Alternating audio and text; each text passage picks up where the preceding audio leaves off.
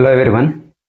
ఈరోజు మనం పూర్ణాంకాలలో సంవృత ధర్మం ఎందుకు అవుతుంది, ఎందుకు అవ్వదు అనే విషయం గురించి తెలుసుకుందాం. పూర్ణాంకాలలో సంవృత ధర్మం. అసలు పూర్ణాంకాలు ఏంటి? మనకి W = 0, 1, 2, 3, 4 up to so on ఈ విధంగా ఉంటాయి. ఇక్కడ మనం ఇప్పుడు తెచ్చుకోబోయేది ఏంటి అంటే పూర్ణాంకాలలో వేటి దృష్ట్యా సంవృత ధర్మం పాటిస్తుంది, వేటి దృష్ట్యా సంవృత ధర్మం పాటించదు అనేది చూద్దాం. చూడండి, సంకలనం అంటే ప్లస్. చూడండి, A, Bలు రెండు పూర్ణాంకాలు అయితే A + B కూడా పూర్ణాంకం అవ్వాలి, అయితే సంవృత ధర్మాన్ని పాటిస్తుందని చెప్తాం. అంటే A, Bలు రెండు పూర్ణాంకాలు అయితే ఈ రెండింటిని కలిపితే కూడా మనకి పూర్ణాంకమే రావాలి.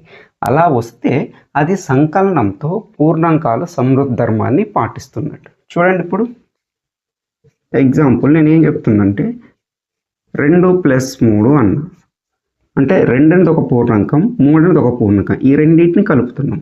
కలిపితే మనకి ఏమొస్తుంది? 5 వస్తుంది. 5 కూడా ఒక పూర్ణాంకమే.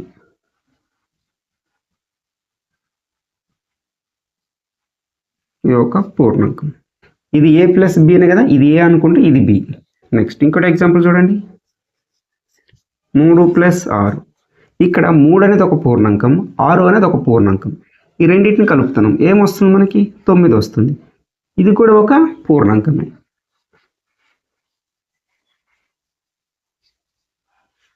చూడండి, అంటే ఏ రెండు పూర్ణాంకాలు కలిపినా మనకు వచ్చేది పూర్ణాంకమే. సో దీన్ని బట్టి మనం ఏం చెప్పొచ్చు? రెండు పూర్ణాంకాల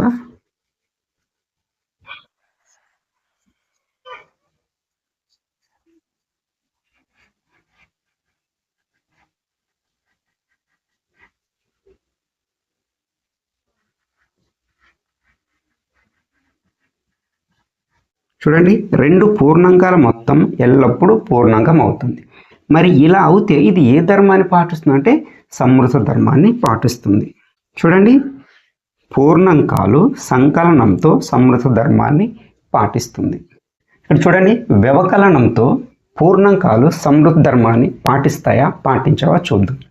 A, Bలు రెండు పూర్ణాంకాలు అయితే A - B కూడా పూర్ణాంకం అవ్వాలి, అయితే సంవృత ధర్మాన్ని పాటిస్తుంది లేదా పాటించదు. చూడండి, 4 - 2. 4 అనేది ఒక పూర్ణాంకం, 2 అనేది ఒక పూర్ణాంకం. 4 నుంచి 2 తీసేస్తే మనకు వచ్చేది 2. 2 అనేది ఒక పూర్ణాంకం.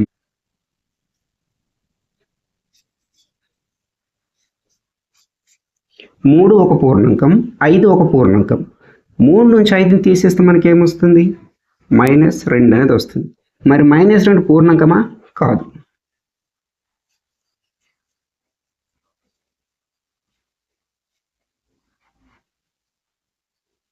చూడండి, ఎందుకంటే -2 అనేది పూర్ణాంకాల సమితిలో ఉంటుందా?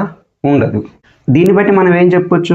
మనకేం రావాలి? ఖచ్చితంగా తీసివేస్తే మనకి పూర్ణాంకమే రావాలి. అలా వస్తేనే అది వ్యవకలనంతో సంవృత ధర్మాన్ని పాటిస్తుంది. ఇక్కడ మనకు వస్తుందా? రావట్లేదు. ఎప్పుడైతే చిన్న సంఖ్య నుంచి పెద్ద సంఖ్యను తీసివేస్తున్నామో అప్పుడు పూర్ణాంకం రాదు. పెద్ద సంఖ్య నుంచి చిన్న సంఖ్యను తీసేసినప్పుడు పూర్ణాంకం వస్తుంది. కాబట్టి ఇక్కడ వ్యవకలనంతో పూర్ణాంకాలు సంవృత ధర్మాన్ని పాటించు. చూడండి, ఏం చెప్తున్నాం? పూర్ణాంకాలు వ్యవకలనంతో సంవృత ధర్మాన్ని పాటించవు. ఎందుకంటే ఇక్కడ మనకి ప్రతిసారి పూర్ణాంకం అనేది రాదు. గుణకారంతో పూర్ణాంకాలు సంవృత ధర్మాన్ని పాటిస్తాయా, పాటించవా చూద్దాం. A, Bలు రెండు పూర్ణాంకాలు అయితే A × B కూడా పూర్ణాంకం అవ్వాలి, అయితే సంవృత ధర్మాన్ని పాటిస్తుంది, లేకపోతే పాటించదు. చూడండి, 2 × 3 అన్న. 2 ఒక పూర్ణాంకం, 3 ఒక పూర్ణాంకం. ఈ రెండింటిని గుణిస్తే మనకి ఏమొస్తుంది? 6. 2 × 3 = 6. 6 కూడా ఒక పూర్ణాంకం.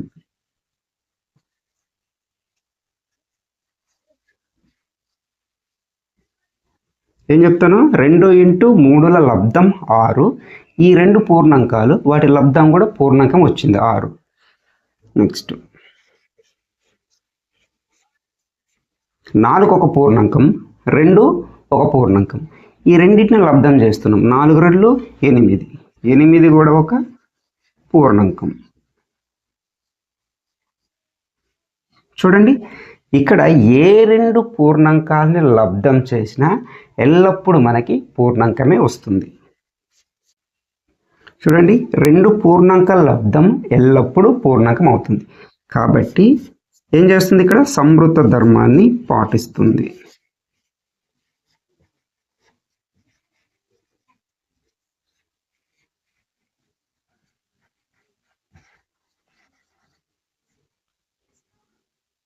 మనం ఏం చెప్పొచ్చు, గుణకారంతో పూర్ణాంకాలు సంవృత ధర్మాన్ని పాటిస్తుంది. ఎందుకంటే ఇక్కడ మనం ఏ రెండు పూర్ణాంకాలు తీసుకొని గుణించినా మనకి వచ్చేది పూర్ణాంకమే.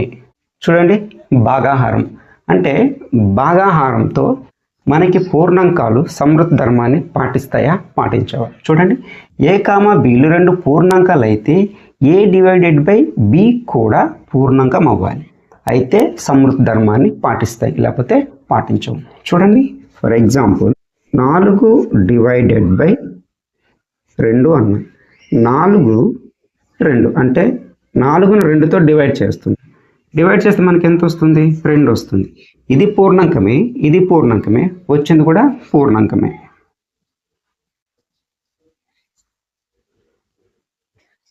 మూడు డివైడెడ్ బై 6 అన్నా. ఇది పూర్ణాంకమే, ఇది పూర్ణాంకమే. ఈ రెండింటిని డివైడ్ చేస్తాం. డివైడ్ చేస్తే మనకి ఏమొస్తుంది, ఇక్కడ 1/2 అనేది వస్తుంది. అంటే 1/2 వస్తుంది. మరి 1/2 అనేది పూర్ణాంకమా? చూడండి, మనకి పూర్ణాంకాల సమితిలో 1/2 అనే రూపం అంటే బై రూపంలో ఉన్న సంఖ్యలు ఉంటాయా? ఉండవు. అంటే ఈ రెండు పూర్ణాంకాలే, కానీ డివైడ్ చేసేటప్పుడు మనకి ఇక్కడ పూర్ణాంకం వస్తుందా? రావట్లే. ఇది పూర్ణాంకం కాదు.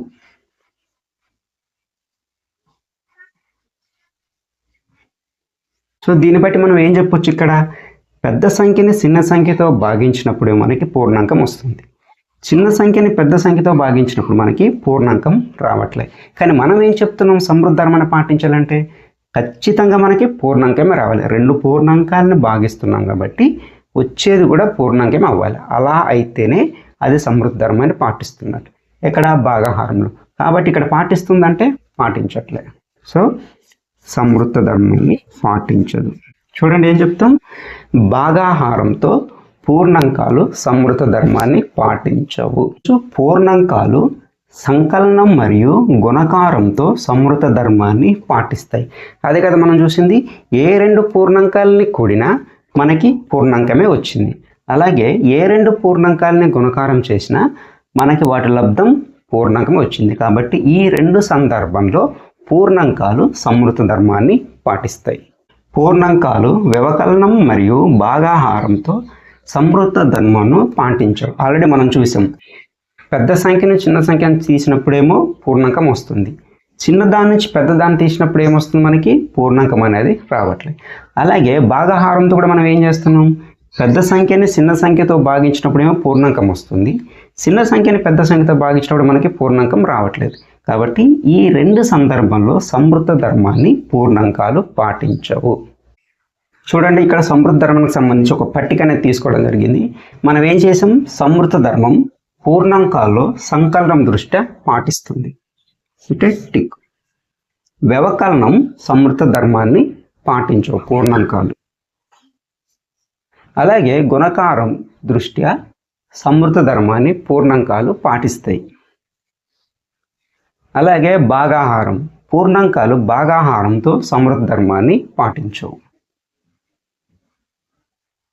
చూడండి, ఇది వీటికి కాదండి ఏ ధర్మం. ఇక్కడ మనం పూర్ణాంకాలు అన్నాం కాబట్టి పూర్ణాంకాలని మాట్లాడుతున్నాం. ఒకవేళ సహజ సంఖ్యలు తీసుకుంటే రెండు సహజ సంఖ్యలను కూడితే మళ్ళీ సహజ సంఖ్య రావాలి. అలా వస్తే అక్కడ సంవృత ధర్మాన్ని పాటిస్తుంది. అంటే ఇది కేవలం ఈ పూర్ణాంకాలకని మాత్రం కాదు, మిగతా సంఖ్యలు కూడా ఉపయోగపడుతుంది. అంటే ఇదే లాజిక్, ఇదే కాన్సెప్ట్. కాబట్టి మీరు ఇది క్లియర్గా మీరు నేర్చుకుంటే మిగతా నంబర్లు కూడా ఇదే కాన్సెప్ట్ మీరు అప్లై చేసుకోవచ్చు. ఈ వీడియోని చివరి వరకు చూసినందుకు అందరికీ ధన్యవాదములు.